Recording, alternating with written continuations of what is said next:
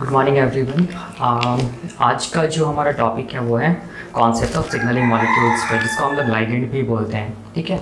और इससे पहले हम लोगों ने क्या स्टडी कर लिया है, इससे पहले हम लोगों ने basic concept of cell signalling देख लिया है, प्रिंसिपल ऑफ सेल सिग्नलिंग देख लिया है, टाइप्स ऑफ सेल सिग्नलिंग हम लोगों ने देख लिया है, इस विथ एग्जांपल्स हम लोगों ने देख लिया है। ठीक है। तो आज जो टॉपिक है वो टॉपिक क्या चीज़ है, सिग्नलिंग मॉलिक्यूल्स क्या होता है, इसके बारे में हम लोग देखेंगे डिटेल्स में। ठीक है ना। हाँ, तो देखो सिग्नलिंग मॉलिक्यूल्स को हम लोग लाइगेंड भी बोलते हैं। ठीक है ना। ये जो भी कॉन्सेप्ट होता है सिग्नलिंग मॉलिक्यूल्स का, इस कॉन्सेप्ट को हम लोग कैसे करके बनाते हैं, देखो जितना भी हम लोग पढ़े हैं ना उससे ही हम लोग सिग्नलिंग मॉलिक्यूल्स का डेफिनेशन को निकालते हैं। ठीक है। तो क्या होता है, देखो हम लोग क्या पढ़े हैं अभी तक, हम लोग पढ़े क्या चीज़ है, बेसिक आइडिया हम लोगों के पास क्या चीज़ है कि सेल सिग्नलिंग जब भी होता है तो उसमें क्या होता है, हम लोग बोलेंगे एक सिग्नलिंग सेल होता है और वो सिग्नलिंग सेल क्या करता है, सिग्नलिंग मॉलिक्यूल्स को सिंथेसाइज करता है। सिग्नलिंग मॉलिक्यूल्स को सिंथेसाइज करने के बाद ये सिग्नलिंग मॉलिक्यूल्स को, जिसको लाइगेंड भी बोलते हैं, उसको ये सिग्नलिंग सेल सिक्रीट करता है और हम लोग बोलेंगे ये सिग्नलिंग मॉलिक्यूल्स हम लोग बोलते हैं कहाँ पर जाके एक्ट करता है, टारगेट सेल्स पे या रिस्पॉन्डर पे। क्यों करता है, क्योंकि टारगेट सेल के पास क्या होता है, रिसेप्टर्स मिलता है किसका, सिग्नलिंग मॉलिक्यूल्स का। तो ये सिग्नलिंग मॉलिक्यूल्स अपने रिसेप्टर से जुड़ता है। जैसे ही रिसेप्टर से जुड़ेगा सिग्नलिंग मॉलिक्यूल्स टारगेट सेल में, तो टारगेट सेल के अंदर क्या चलेगा, सिग्नलिंग पाथवे चलेगा, जिसको हम लोग इंट्रा सेल्यूलर सिग्नलिंग पाथवे भी बोलते हैं या सिग्नल ट्रांसडक्शन पाथवे भी बोलते हैं। जिसके कारण हम लोग बोलेंगे ये सेल में क्या होगा, फंक्शंस होगा, जिसको हम लोग क्या बोलेंगे, सेल्यूलर रिस्पॉन्स या सेल्यूलर फंक्शंस। ठीक है, टारगेट सेल्स में। ठीक है। तो ये देखो ध्यान से देखो, इसी को हम लोग क्या बोलते हैं, सेल सिग्नलिंग। हम लोग के पास यही बेसिक आइडिया है। ठीक है ना। तो अब देखो यहाँ पर सिग्नलिंग मॉलिक्यूल्स या लाइगेंड क्या होता है, तो हम लोग बोलते हैं कि जो सिग्नलिंग मॉलिक्यूल्स, देखो नाम से ही लग रहा है कि वैसा मॉलिक्यूल्स जो क्या करेगा, सिग्नल देगा। ठीक है, उसको हम लोग क्या बोल सकते हैं, सिग्नलिंग मॉलिक्यूल्स। तो सिग्नलिंग मॉलिक्यूल्स याद रखना, जिसको लाइगेंड भी बोलते हैं, वैसा मॉलिक्यूल्स होता है जिसको सिग्नलिंग सेल क्या करता है, सिंथेसाइज करता है। ठीक है। सिंथेसाइज करने के बाद ये सिग्नलिंग सेल इस मॉलिक्यूल्स को क्या करता है, सिक्रीट करता है।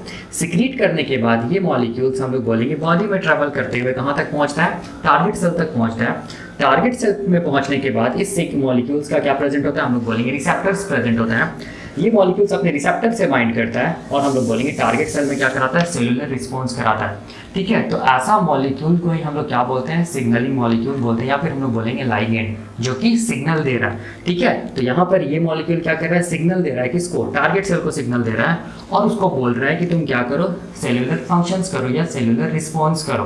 ठीक है। तो यही हम लोगों का डेफिनेशन है किसका, लाइगेंड का या सिग्नलिंग मॉलिक्यूल्स का।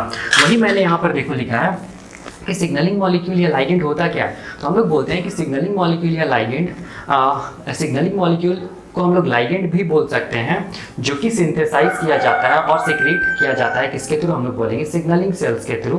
ठीक है। और ये मॉलिक्यूल्स अल्टीमेटली टारगेट सेल्स के रिसेप्टर से जुड़ता है और टारगेट सेल में क्या कराता है, सेल्यूलर रिस्पॉन्स को करवाता है। ठीक है। तो ऐसा सिग्नल देने वाला मॉलिक्यूल्स को हम लोग क्या बोलते हैं, सिग्नलिंग मॉलिक्यूल्स या लाइगेंड बोलते हैं। ठीक है ना। तो क्वेश्चन आता है ये सिग्नलिंग मॉलिक्यूल्स का क्या सिग्निफिकेंस है। ठीक है। तो याद रखना सिग्नलिंग मॉलिक्यूल्स इसीलिए नेसेसरी है क्योंकि वो क्या चीज़ में हेल्प करता है, हम लोग बोलेंगे वो हेल्प करता है क्या चीज़ में, सेल सिग्नलिंग में। ठीक है ना। वैसे भी तो सोचो ना कि सेल सिग्नलिंग, इसी प्रोसेस को तो हम लोग क्या बोलते हैं, इसी प्रोसेस को हम लोग क्या बोलते हैं, सेल सिग्नलिंग बोलते हैं। ठीक है।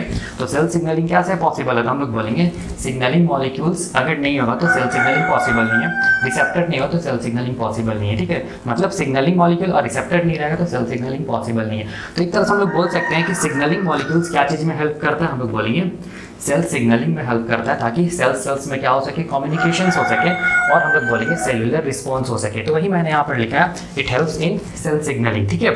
और एक चीज़ को ध्यान में कि जितना भी सिग्नलिंग मॉलिक्यूल्स होता है ना, वो सारा का सारा सिग्नलिंग मॉलिक्यूल्स या लाइगेंड जो होता है ना, वो रिसेप्टर से तो जुड़ेगा ही, अपने रिसेप्टर से जुड़ेगा तभी वो क्या कर पाएगा, टारगेट सेल में सेलुलर रिस्पॉन्स को करवा पाएगा। ठीक है। याद रखना सिग्नलिंग मॉलिक्यूल्स।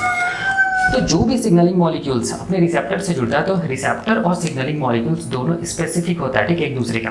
तो वही मैंने यहाँ पर लिखा है कि जो रिसेप्टर्स जो होता है और जो सिग्नलिंग मॉलिक्यूल्स होता है वो स्पेसिफिक इन नेचर होता है। मतलब हम लोग बोलेंगे कि अगर ये सिग्नलिंग मॉलिक्यूल्स है, मान लो कि ऐसे करके इसको समझो। ठीक है ना। अगर ऐसा सिग्नलिंग मॉलिक्यूल्स है, ठीक है, मान लो ये ऐसा सिग्नलिंग मॉलिक्यूल है, ठीक है, तो उसके लिए जो रिसेप्टर होगा, टारगेट सेल के प्लाज्मा मेम्ब्रेन में या टारगेट सेल में वो कैसा होगा, हम लोग बोलेंगे ऐसा इन नेचर होगा, ताकि हम लोग बोलेंगे सिग्नलिंग मॉलिक्यूल्स आसानी से क्या हो सके, जुड़ सके अपने रिसेप्टर से। इसी को हम लोग बोलते हैं signalling molecules and receptors are specific in nature. मान लो सिग्नलिंग मॉलिक्यूल का नेचर कैसा हुआ, ऐसा हुआ, ठीक है ना। हाँ, तो इसके लिए जो रिसेप्टर रहेगा वो टारगेट सेल में कैसा रहेगा, देखो ये टारगेट सेल है, तो इसके लिए जो रिसेप्टर रहेगा वो कैसा रहेगा, ऐसा रहेगा, ताकि ये आसानी से क्या कर सके, अपने रिसेप्टर से जुड़ सके और हम लोग बोलेंगे इंट्रासेल्युलर सिग्नलिंग हो सके और सेल्युलर रिस्पॉन्स हो सके। ठीक है, इसी को हम लोग बोलते हैं स्पेसिफिसिटी। अगर मान लो कि ऐसे भी हम लोग कर सकते हैं, अगर मान लो कि ऐसे करके क्या चीज़ है, सिग्नलिंग मॉलिक्यूल है, ठीक है, तो उसके लिए जो टारगेट सेल में जो रिसेप्टर होगा वो कैसा होगा, हम लोग बोलेंगे ऐसा करके होगा। ठीक है, और ये अपने रिसेप्टर से जुड़ेगा, क्या होगा, सिग्नलिंग पाथवे चलेगा, सेल्युलर रिस्पॉन्स होगा किसमें, टारगेट सेल में। ठीक है, तो ध्यान से अगर हम लोग देखेंगे तो ये जितना भी सिग्नलिंग मॉलिक्यूल है, देखो ध्यान से, और उसका जितना भी रिसेप्टर्स है, सारा का सारा क्या हम लोग बोलेंगे स्पेसिफिक है। ठीक है, जिस प्रॉपर्टी को हम लोग बोलते हैं स्पेसिफिसिटी, तो वही मैंने यहाँ पर लिखा है कि जो सिग्नलिंग मॉलिक्यूल्स और जो रिसेप्टर्स जो होता है वो स्पेसिफिक इन नेचर होता है। मतलब हम लोग बोलेंगे कि जो सिग्नलिंग मॉलिक्यूल्स होता है वो अपने स्पेसिफिक रिसेप्टर्स ही बाइंड करेगा और क्या करवाएगा, हम लोग बोलेंगे सेल्यूलर रिस्पॉन्स को करवाएगा। ठीक है, तो यही हो गया हम लोग बोलेंगे सिग्नलिंग मॉलिक्यूल। ठीक है ना, तो सिंपल लैंग्वेज में हम लोग सिग्नलिंग मॉलिक्यूल्स को ऐसे करके भी डिफाइन कर सकते हैं कि सिग्नलिंग मॉलिक्यूल्स क्या होता है, सिग्नलिंग मॉलिक्यूल्स को हम लोग लाइगेंड भी बोलते हैं, और वैसा मॉलिक्यूल होता है जिसको सिग्नलिंग सेल सिंथेसाइज करेगा सबसे पहला अपने अंदर और क्या करेगा, सिक्रीट करेगा।